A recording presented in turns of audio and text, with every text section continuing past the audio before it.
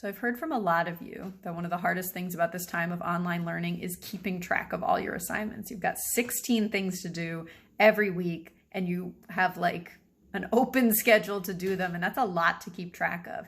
This is a college level skill. When you get into college, you'll have maybe 3 hours of class a day and then a whole bunch of assignments to do, and it is up to you to figure out how to balance that with work, with family obligations, with other things. This is something that a lot of adults have trouble with still.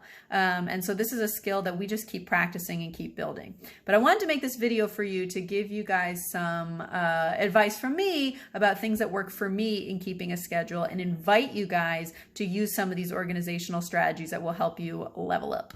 The other thing is that keeping a schedule is not just good for your school work, right? And like accomplishing your school tasks, but it's also really important for your mental health. I think that being purposeful is one of the most important things that we can do to feel mentally well. And keeping a schedule is such a helpful way to make you feel busy and purposeful and engaged with yourself so that you can really sit with yourself and feel well. The first step for making a schedule for yourself is to just make a list of your regular commitments. These are things that when you are doing them, you cannot possibly be doing any schoolwork. Those times are off limits. This is things like babysitting, jobs, getting your lunch if you're going out to get lunch somewhere, doing your chores, going to church services, whatever it is that you spend your time doing it, whereas when you're doing that, there's no way you'll be doing assignments for class. And it's best when you're making this list to be as specific as possible about when you do these things. Maybe you're babysitting when your parents are at work starting at 4 p.m. and into the evening. Write that down. The next thing to write down and brainstorm is times where you work best. That's like times where you feel like you can focus the best, you're the most productive. Maybe you are a morning person. Maybe you like to work after lunch. Maybe you're one of those after dinner people, or maybe you just get your second wind at 10 p.m. and you like to do your work then. But everybody's different, so think about when is your best time to work. Do you like to get up right in the morning and get stuff done, or do you like to work after dinner? What's your preference? The next thing to do is write a schedule out for yourself. You could use the same schedule every week, or you could write a new schedule every week depending. I'll use this one that I messed up on to show you the first things to do. So the first thing is to write the days of the week up here at the top. You can also include Saturday and Sunday over here if those are good days to get stuff done for you. And then to write over here every hour of the day, to block it out by hours. You can block it out by half hours if you want. You could just block it out by chunks like morning, afternoon, and evening if you want. My schedule stops at 8, but yours can keep going all the way into the evening if you want. Then you fill in your schedule. Here's my sample student schedule. The first thing I did, imagining being this student, was I put in the class meeting times, and then I highlighted them in yellow so I could see them easily, and I put a box around them. So I've got my 1A, my 1B meeting, my 2A, my 2B class meeting, and so on. So these are my blocked out times. The second thing I did was I blocked out times when this student is going to be busy and cannot do any work. So I put down this student's babysitting times. They're babysitting from 4 to 7 p.m. every single day, except for Thursday. This is when their parent is off.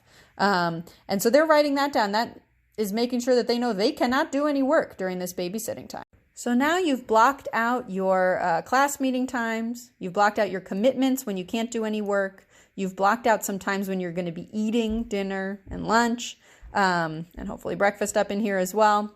And now you can write out when are you going to do your assignments? When in all of that free time that you're going to have are you going to commit to doing your assignments? And notice that I didn't just write do assignments. I was really specific. Do 1A assignments during this block of 1 hour on Monday. That's 1 hour that I'll set aside to do those classes for, or those assignments for chemistry. Here is my 1B and 2A assignments. I'm taking advantage of the fact that I don't have any classes on Monday to get a lot done on Monday afternoon. So you can see each of these assignment times that I've highlighted are times when I'm going to do assignments for specific classes. And then on Friday, I left time, 3 hours to finish incomplete work. So maybe all the way back here, I didn't finish my English assignments during this time. I can finish it all over here. I also maybe know that I'm the sort of person who takes a really long time to do my English work. So I put aside an hour, 12 to 1 here. Then I gave myself a break. I'm going to chill, watch a show, go outside. And then I have another hour from 2 to 3 here to finish up English. I'm giving myself a little more time for this than some of my other classes, knowing that it's going to take me some more time. So you have to figure out your schedule that works for you. This would be a schedule that works well for someone who does work well in the morning and afternoon.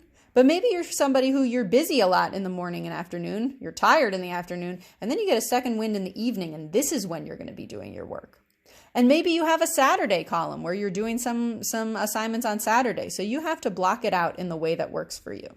So I just wanted to show you about how I'm using this kind of scheduling. I blocked mine out as morning, afternoon, and evening, but this is a schedule that I made myself for the week. So you can see that I blocked out the times that I'm going to be teaching my class meetings, and then in the in-between times when I have time to work, I put down specific assignments that I'm going to do for myself, and I put a little checkbox so that I can check it off when I'm done.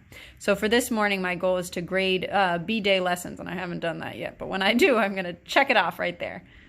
And you can see I also have my commitments on Fridays of volunteering in food distribution at OMHS, so I won't be able to do any classwork during that time. And then I also have my club meeting on Friday afternoon. So I'm blocking out the time that I'm not free to do assignments to make sure that I can look at this in-between time and go, okay, when do I have time to do everything that I need to do? So if you have a schedule that works for you, snap a picture of it, send me a message. I'd love to show it to everybody as like a model for schedules that can work. And together we can keep practicing this skill of self-organization, because that's going to be the thing that pushes you through to be able to achieve any goals you want to in life, whether it's school or otherwise. Being able to be self-organized and set goals for yourself is what'll keep you moving forward.